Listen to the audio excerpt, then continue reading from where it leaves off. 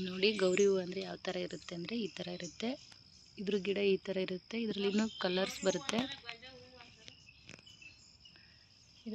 ಇದರಲ್ಲಿ white colour ಬರುತ್ತಲ್ಲಮ್ಮ, white ಇದೆ, pink ಇದೆ, ಎಷ್ಟೋ ಕಲರ್ ಇದೆ ಅಂತೆ ನಮ್ಮಮ್ಮ ಹೇಳ್ತಿದ್ದಾರೆ. ಗೌರಿ ಹೂವು ಅಂದರೆ ಈ ಥರ ಇರುತ್ತೆ ನೋಡಿ. ಇದ್ರ ಗಿಡ ಈ ಥರ ಇರುತ್ತೆ.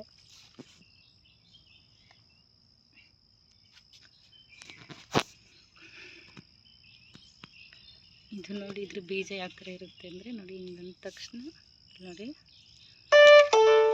ರುಪೀಸ್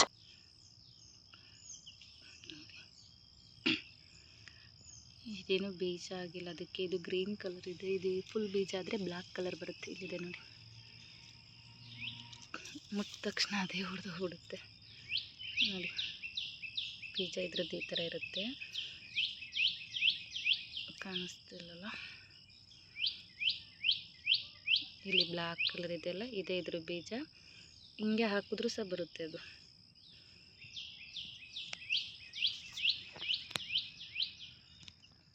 ಇಲ್ಲಿ ಒಂದಿದೆ, ಮುಟ್ಟ ತಕ್ಷಣ ಅದೇ ಹಿಂಗೆ ಸಿಡುತ್ತೆ ನೋಡಿ ಬೀಜ.